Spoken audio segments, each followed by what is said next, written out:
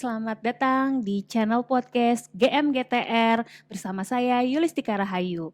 Kali ini kita kedatangan tamu yang spesial. Hai semua. Hai, udah familiar mungkin ya dengan Mbak Ica, salah satu AM dari Telkom Group juga ya, dari Digiserve ya Mbak Ica ya. Benar, salam kenal ya semua.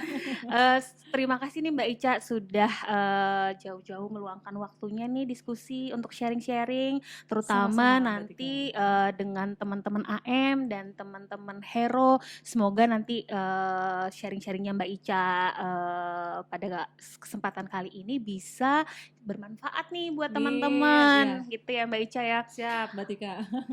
Sebelum kita mulai, mungkin ngobrol-ngobrol dulu nih Mbak Ica. Boleh, Kesibukannya gimana, apa nih sekarang nih Mbak Ica? Biasalah Mbak Tika, namanya kita AM ya, pastikan kita mengejar nih, apalagi udah triwulan pertama. Tetap sering di luar ya, walaupun lagi pandemi gini ya Mbak ya. Betul, bedanya mungkin kalau dulu kan kita lebih banyaknya online ya. Kalau sekarang kayaknya orang udah nggak terlalu banyak ya, kayaknya ya kasusnya udah mulai menurun. Iya. Jadi udah mulai pelanggan juga udah lagi banyak yang mau ditemuin offline ya Mbak ya. Betul, udah banyak juga yang bisa ditemuin secara onsite ya. Iya, mudah-mudahan aja kalau misalnya kita bisa sering ketemu pelanggan langsung, lebih enak kan nanti kalau mau diskusi bareng, mau cerita-cerita tentang produk atau solusi dari kita ya Telkom Group ya. Betul. Oke Mbak Ica, makasih banget nih sebelumnya. Jadi kita kan sering banget nih denger tentang SD1, lagi hype banget di webinar, artikel, terus juga product knowledge yang di-share ke AM, itu kan banyak banget ya cerita tentang SD1.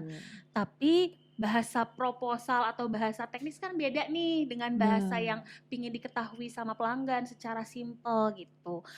Seperti pelanggan-pelanggan yang pingin tahu tentang SD1 itu apa, mungkin Mbak Ica bisa cerita kira-kira SD1 itu apa sih sebenarnya gitu. SD1 itu sebenarnya kalau kita jelaskan secara komprehensif ya itu pasti akan panjang banget ya. Tapi secara garis besar yang bisa aku infokan SD1 itu adalah Software Defined Wide Access Network. Jadi sebenarnya dia teknologi, bentuknya itu seperti box, Mbak Tika, kayak box router biasa lah ya. Cuma memang untuk teknologinya semua udah all in one lah kurang lebih. Jadi dia bisa multi provider link, begitu ya, multi link gitu ya, dan dia sudah ada wireless on box. Berarti beda ya dengan router yang biasanya ada di pelanggan sekarang ya? Betul sekali Mbak Tika, betul. Oke, menarik banget ya Mbak. Kalau dari sisi SD1 sendiri, kira-kira fiturnya apa Mbak yang bikin pelanggan itu tertarik untuk mengimplementasikan? Karena kita tahu ya saat ini itu pelanggan itu tim IT-nya tuh udah expert, udah lebih tahu gitu kan. Biasanya mereka juga udah memanage networknya sendiri dari sisi connectivity, terus manage router, termasuk monitoringnya mungkin ya. Nah, ketika kita mau masuk dari layanan SD1 berarti kan harus ada nilai plus atau sesuatu yang lebih menarik gitu ya buat pelanggan supaya mereka tuh pingin pakai gitu kan. Nah, mungkin Mbak Ica dari pengalamannya sharing ke pelanggan itu kira-kira apa sih yang bisa bikin mereka tuh pingin coba banget nih SD1 gitu. Betul sekali Mbak Tika. Memang kalau kita melihat perkembangan teknologi aja dulu ya dari tahun ke tahun, itu kan udah jauh berbeda banget ya dari dulu hingga sekarang. Dulu itu mungkin masih banyak sekali yang tradisional, aplikasinya pun juga nggak terlalu banyak ya seperti sekarang. Kalau sekarang kan orang tuh udah mulai beralih ke digital kan. Iya, betul aplikasinya banget. pun juga nggak hanya on premise, tapi juga ada di on cloud juga. Bahkan hampir semua aplikasi berjalannya di atas cloud ya. Betul sekali. Nah, bermula dari situ, kita kan pasti butuh security yang cukup mumpuni kan, supaya nggak dihack lah, data kita terencrypt dengan aman, betul nggak sih? Betul banget. Jaringannya pun juga stabil sehingga performance juga terjaga, betul kan? Nah, untuk SD1 ini sendiri kita menjaga itu semua, Mbak Tika, dengan satu SLA yang terintegrasi semuanya. Yang tadinya mungkin SLA-nya banyak nih, karena kan banyak sekali device-device yang digunakan. Ada router gitu ya, ada switch atau mungkin access point, itu kan banyak sekali ya Mbak Tika. Kita dengan satu box itu bisa memanage lebih mudah, monitoringnya juga lebih terkontrol, customer punya visibility yang jelas karena dia juga bisa ikut kontrol dengan satu SLA yang sama. Jadi lebih gampang tuh. Tadi Mbak sempat cerita tentang WiFi ya, berarti Betul, box yang tadi SD-WAN ya. SD-WAN tadi itu sebenarnya Mhm. bisa dipakai difungsikan juga sebagai access point berarti Mbak? Sebagai access point karena memang di box itu sudah built-in untuk wirelessnya. Oh menarik banget ya kalau gitu ya, berarti Betul. nggak harus cari access point yang terpisah untuk bisa nanti pakai WiFi dari connectivity yang terkonek ke SD-WAN tersebut Betul, ya Mbak? betul, betul sekali Mbak Tika. Memang tergantung dari besaran customer-nya juga ya. Ya. Kalau dia kantornya nggak terlalu besar gitu ya, mungkin kantornya kecil, cukup pakai Mm-mm. satu box aja wirelessnya udah bisa mencakup lah untuk ke semua Semua. coverage-nya. Mm-mm. Tapi kalau kantornya yang besar ya tetap harus ada access point juga sih Oke sebenarnya Mbak oke, Tika. berarti tergantung nanti coveragenya Betul, seluas apa ya. betul, betul sekali. Oke, menarik banget Mbak. Dari sisi teknis sepertinya sudah tidak diragukan ya untuk SD-WAN ini fiturnya memang teknologinya lebih depan ya. Ya. Hanya mungkin kalau kita kembali ke customer, biasalah Mbak ya kalau Mm-mm. concernnya kan ke budget lagi gitu ya. Pasti. Pelanggan itu kan kok ditawarin macam-macam yang canggih, kembali lagi kira-kira budgetnya ada nggak ya? Nah, di sisi Mbak Ica sendiri kira-kira bisa menjelaskan kalau dari sisi cost apakah bisa melakukan efisiensi atau mungkin Apa bisa saja mereplace budget yang sih? udah Iya. ada sekarang gitu tanpa menambah budget tambahan Betul, gitu. jadi memang ada beberapa efisiensi yang bisa kita sosialisasikan Mm, lah ya, kita edukasi ke customernya. Yang pertama itu adalah dari segi device itu sendiri. mm, Yang tadinya dia harus manage berbagai license dari masing-masing device, ini dia hanya satu, begitu kan ya, SD-WAN. Terus untuk dari segi internet atau provider jaringan itu juga mungkin bisa lebih dimaksimalkan Mbak Tika. Ya. Yang tadinya mungkin dia pakainya apa masih yang tradisional begitu ya, mm, sekarang udah ada banyak kali ya internet yang jauh lebih terjangkau, betul nggak sih? Dengan bandwidth yang mungkin bisa dapat lebih banyak dari yang existing saat ini kan. Kalau kita hitung dari TCO-nya, itu aja udah bisa kelihatan tuh Mbak Tika. Penghematannya itu dari sisi device, dari segi dia untuk monitoring, karena yang tadinya monitoringnya banyak, saat ini hanya cuma satu gitu kan. Ya. Dashboard monitoringnya end to end sudah sama kita gitu Mbak Tika. Kalau dengar dari Mbak Ica berarti kalau misalnya memang dari fitur perangkatnya sendiri sudah canggih nih, sepertinya untuk IT dari tenaga IT-nya sendiri nggak harus expert-expert banget ya Mbak ya. Iya Karena kan kalau sekarang betul. sepertinya repot nih kalau misalnya di cabang atau di mungkin toko yang jauh dari jangkauan head office ketika ada Betul, kendala, remote-remote area iya kan mereka khususnya suka kan. bingung gitu kira-kira gimana nih cara setting atau nge-config-nya gitu kan. Betul. Mm. Memang yang memudahkan lagi ya Mbak Tika, betul sekali. Untuk tim IT itu akan sangat merasa kemudah lah, lebih mudah, Iya. jauh lebih mudah. Karena pada saat dia akan ada konfigurasi, perubahan IP contohnya gitu ya, atau dia mau change untuk konfigurasinya gitu ya, yang tadinya dia harus satu persatu gitu ya, satu-satu yang harus dia rubah.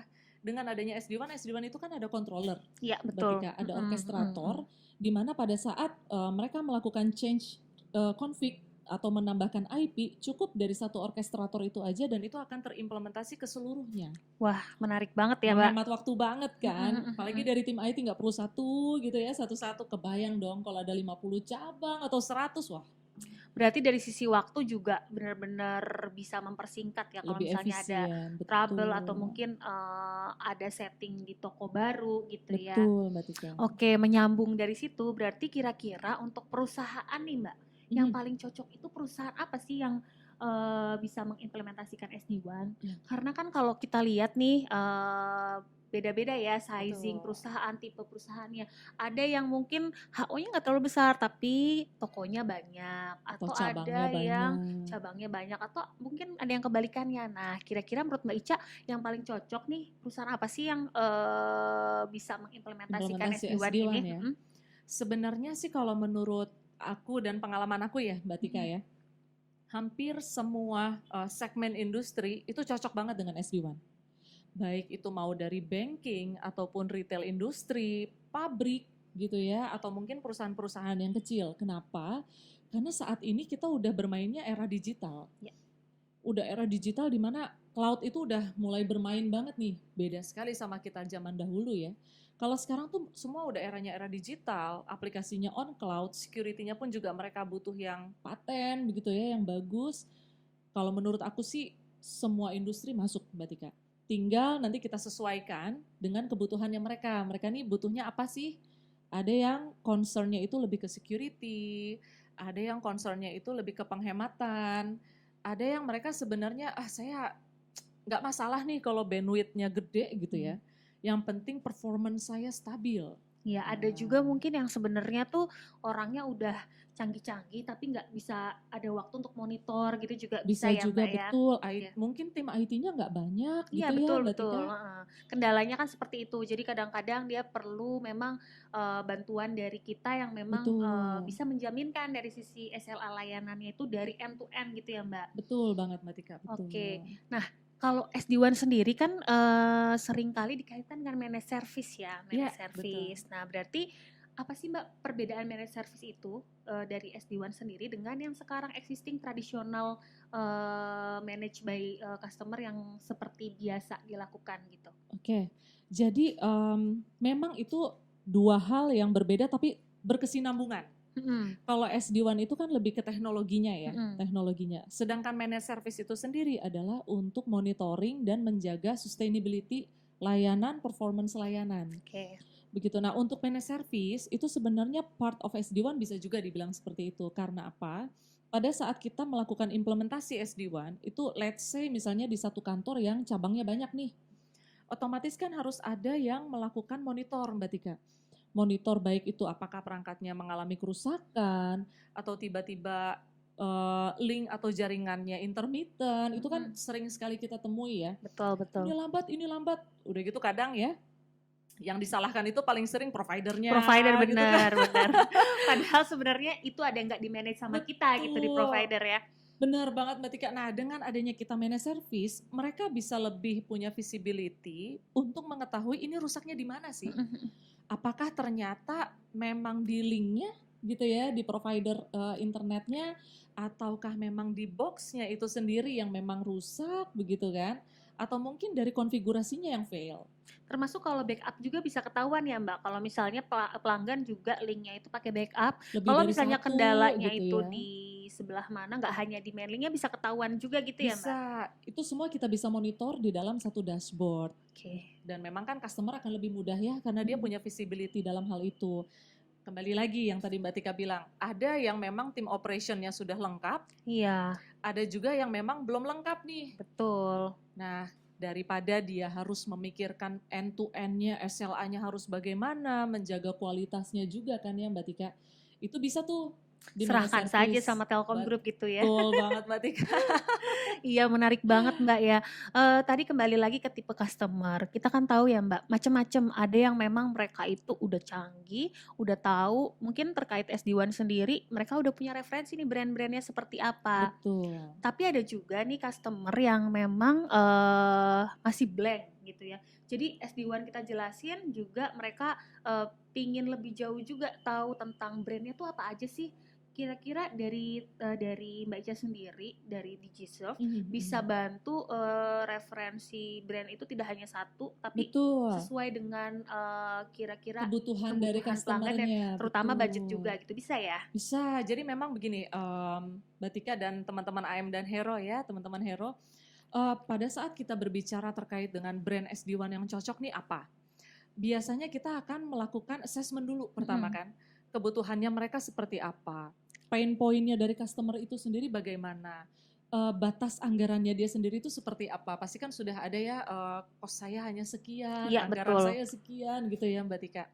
Dari situ kita biasanya akan merekomendasikan beberapa brand yang memang cocok sekali dengan kebutuhan mereka saat ini. Tentunya apapun yang akan nanti kami rekomendasikan itu akan sesuai dengan survei Gartner lah. Oke. Karena kita juga dalam pemilihan brand yang tepat, kita juga harus bisa menjaga kualitasnya. Iya betul. Khawatirnya kan kayak PHP gitu loh Mbak Tika. Iya betul Kita betul. over promise gitu kan ya. Ternyata jelek kan, aduh. Nggak sesuai dengan Jangan sampai. ekspektasi pelanggan ya. Betul Mungkin Mbak Tika. untuk SD1 sendiri tahapannya nggak bisa aja basic dulu gitu ya. Misalnya pelanggan itu Betul. budgetnya ada berapa, tapi setelah dia merasakan experience-nya terus mereka Baru. akhirnya Oh iya, coba fitur-fitur lain kita mau kembangkan bisa kan? Nggak langsung satu step itu semua harus Langsung semua, jadi satu, betul. bisa ya? Dilakukan Oke. secara bertahap Ya, sesuai dengan biasanya kan IT itu udah ada roadmap ya. ya betul. Roadmap selama setahun atau 3 tahun ke depan. Nah itu yang akan biasanya kita sesuaikan. Wah, menarik banget nih Mbak Ica ya. Penjelasannya udah cukup jelas banget. Menarik nih. Menarik banget. Betul. Mungkin cerita lagi nih, kalau tadi kan Mhm. lebih ke teknis. Nah, kalau boleh cerita nih dari pengalaman sebelum-sebelumnya ketika menghadapi pelanggan, ada nggak tantangan atau mungkin dari tantangan Kendala-kendala itu atau tantangan akhirnya lah ya. bisa disolusikan jadi lesson learn nih buat kita semua, karena kan kita pasti tahu ketika masuk itu nggak langsung mulus ya, ada Pasti. aja kira-kira beda-beda kendalanya. Ya siapa tahu dari sharingnya Mbak Ica tuh kita bisa udah antisipasi nih kira-kira problemnya seperti ini gitu Mbak. Ah, iya. Paling apa ya, pengalaman yang berkesan lah kurang Heeh. lebih. Pengalaman berkesan itu mungkin adalah beberapa teman AM atau teman-teman hero ya yang mungkin mengalami juga. Pertama, customer itu belum well educated. Customer itu belum tahu apa ya yang dia inginkan, sebenarnya apa sih Betul. yang dia mau gitu ya. Pendekatan pertama itu adalah yang pasti kita personal dulu ya. Personal dulu, kita gali dulu, gain trust-nya mereka dulu.